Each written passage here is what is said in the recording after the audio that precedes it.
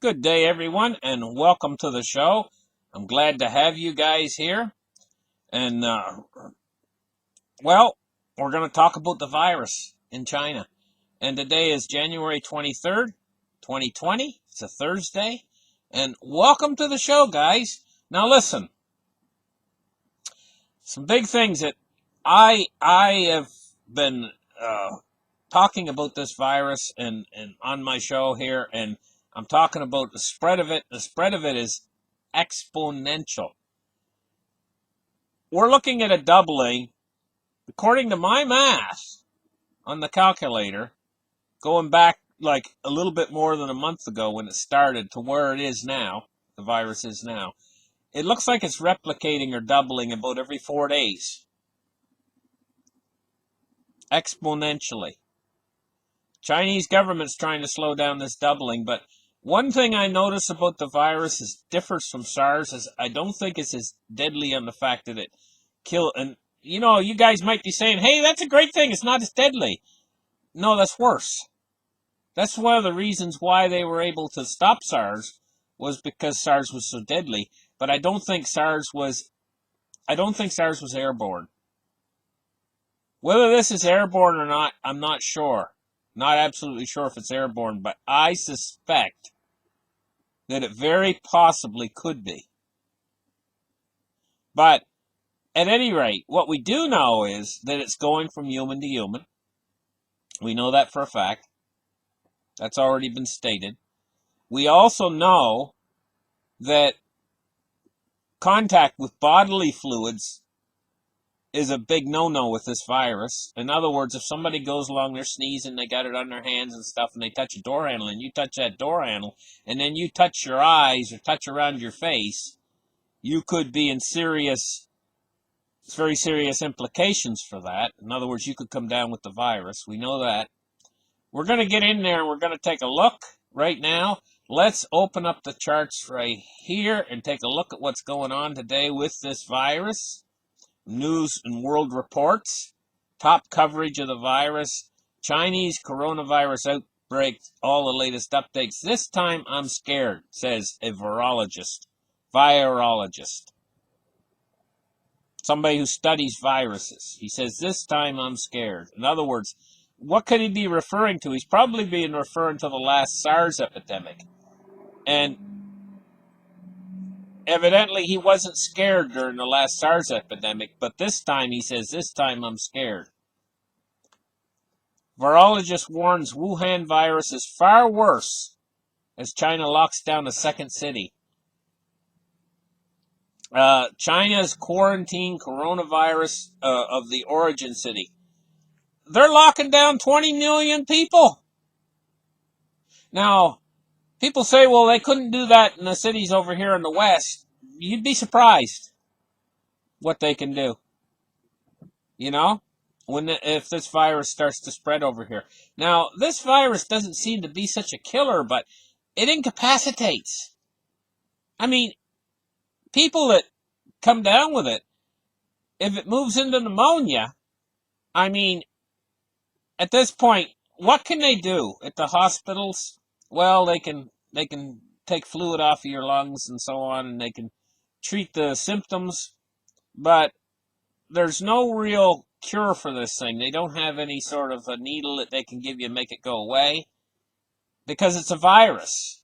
They can't just give you, they can give you antibiotics to treat secondary infections, but the virus itself, your immune system is your greatest defense.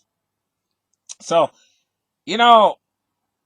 vitamin C is great stuff. I'm going to tell you, chewable vitamin C tablets, is great stuff to help boost your immune system. Also, don't forget your other vitamins, like vitamin D3 is a great vitamin to help boost your immune system and help. An awful lot of people in the world are low on vitamin D. Now, it causes secondary symptoms in this time of year in the wintertime. When the sunlight, there's not much sunlight and everything, vitamin D deficiency is quite prevalent in the world. And this can have a negative effect upon your immune system to help you actually fight off this virus. This virus, if somebody does catch it, the odds of it killing you, I mean, it acts like kind of like you got the flu. If you feel like you got the flu with it, and it goes down into your chest, it's what, you know, like a chest flu. And then it can incubate, it can turn into pneumonia. But, if we're seeing like 4 or 5,000 people that have it right now, we're also seeing hundreds in the hospital with pneumonia. And then we're seeing secondary symptoms, which is as pneumonia progresses, then it can get worse, and then some people are actually dying with it. But we have to go through percentages, right? So, like, if thousands of people have it, what percentage ends up having the pneumonia where they have to be hospitalized? And out of those people that are hospitalized, what percentage then becomes terminal? Okay, these numbers aren't exactly in yet, on this, because this is a brand new virus, but I suspect that the largest group are the people that actually get the virus. This is what I suspect. Get sick from it, it acts like a flu, and then they get over it, right? Then a certain percentage of the people, this is an undetermined number as of yet, get the virus, it acts like a flu, but they don't get over it, it goes into pneumonia. And then a certain percentage, each percentage is smaller and smaller. The smaller percentage would be the people that actually die from it. But in this case, if it were to go through the world's population, considering there's like 8 billion people on Earth, when those percentages would be figured again, it could shut down the entire world. This is why they're trying to stop the virus in China. And I must laud and applaud the Chinese effort to actually quarantine big cities like this and do it this fast. Can they stop it? This is a big question mark. This article from the New York Times, it says, is China setting itself up for another epidemic? I totally disagree with that, because I think China is doing everything it can to stop it. I mean, this is a very big move to actually close down 20 million people and close down cities. This doesn't sound like China's setting itself up. China has this virus in China, and they're trying to stop it at the best they can. And I mean, this is a massive. I applaud the Chinese for actually taking this big step to try to save the world from this virus, of actually shutting down these cities. This is a big response, and we will see if they're able to contain this. Okay, if we look right here, it says report estimates 4,000 cases. Right here. We'll focus in on this article. It says 4,000 cases. Okay? Now, on last reports I heard last night, there was like 500 people that were a little bit over 500, might be 600 or 700 by now, because it's growing so fast, it's hard to actually keep up on the reports. That's why I'm doing daily reports on here, because this thing's moving so fast. We gotta keep up to date with it. So in other words, I'm doing daily reports on it because it's moving so fast. So they're reporting an estimate of 4,000 cases. Okay? We got some numbers to work with here. 4,000 cases in the general population. Out of those cases, how many are in the hospital right now? Probably between 500 and 1,000 people are in the hospital, which would represent quite a large chunk of the actual cases out there that are actually being hospitalized for pneumonia. Okay? How many of them have died? The last report I heard last night, 17. So, you see, each number is smaller. So this is the biggest number of the cases out there. The next level is the cases that need to be hospitalized with pneumonia. And then the next level are the ones that become critical and die. Okay, so each of those numbers is smaller and smaller. Now, looking at this on a micro scale, while still just in China, mostly just in China. I know it's spread to other countries, but it's trying to seed itself in these other countries. The biggest amount of cases of this so far are in China.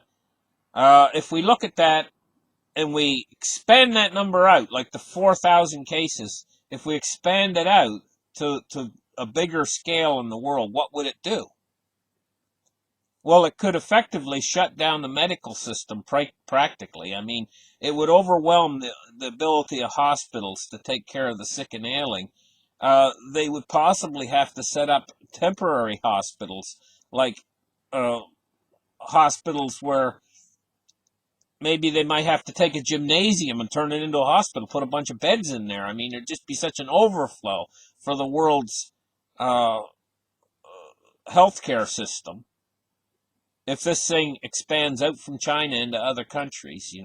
It's going to soon overwhelm the Chinese medical system if this keeps on. I'm sure in the cities that are shut down, the cities like Wuhan,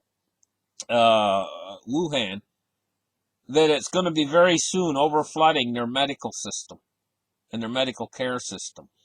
So we're going to keep an eye on what's happening in this virus. I'm telling you, will the Chinese be able to stop this from becoming a global pandemic? We're going to have to wait and see. China closes off the city of Wuhan. Now what's going to happen? Now that they've closed the city off, basically this is telling the world that it's out of control in Wuhan. In other words, we can't stop it in Wuhan. We're shutting the city off.